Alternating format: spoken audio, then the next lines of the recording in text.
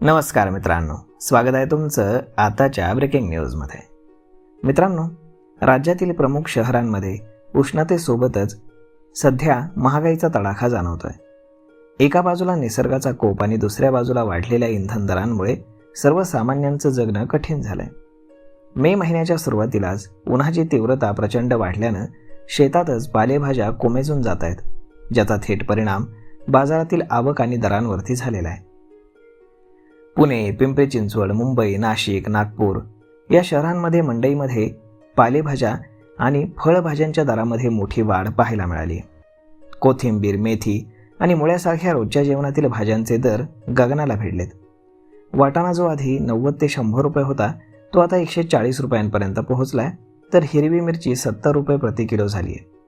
उन्हामुळे आवक मंदावल्यानं मागणी जास्त आणि पुरवठा कमी अशी परिस्थिती निर्माण झाली आहे. फक्त भाजीपालाच नाही तर व्यावसायिक गॅस सिलेंडरच्या दरात एकाच दिवशी 993 रुपयांची वाढ झाल्यामुळे हॉटेल व्यावसायिक देखील हवालदिल झालेत. गेल्या 3 महिन्यामध्ये व्यावसायिक सिलेंडरच्या दरामध्ये 81% वाढ झाली असून हा आकडा 1380 रुपयांपर्यंत पोहोचला आहे. या दरवाढीमुळे हॉटेल, ढाबे, बेकरी आणि चहाच्या टपऱ्या चालवणं कठीण झालंय. पिंपरी चिंचवड हॉटेल अँड असोसिएशनच्या मते आता हॉटेलमधील पदार्थांचे दर हे 20% वाढवण्याशिवाय त्यांच्याकडे दुसरा कुठलाच पर्याय उरलेला नाही. एकीकडे महागाई वाढत असतानाच हॉटेल उद्योगाला कामगारांच्या टंचाईचाही सामना करावा लागतोय. अनेक कामगार लग्नसराई आणि सुट्ट्यांमुळे गावी गेल्यानं हॉटेल मालकांसमोर दुहेरी संकट उभं राहिले.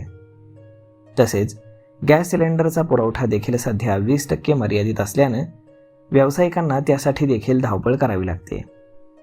येत्या काळामध्ये तुमच्या घरगुती खर्चात आणि बाहेर जेवण्याच्या खर्चात देखील मोठी वाढ होणार आहे. भाजीपाला महागल्यानं गृहिणींना खर्चाचं नियोजन नव्यानं करावं लागलं तर हॉटेलमध्ये जेवायला जाणं आता खिशाला अधिक महाग पडणार आहे.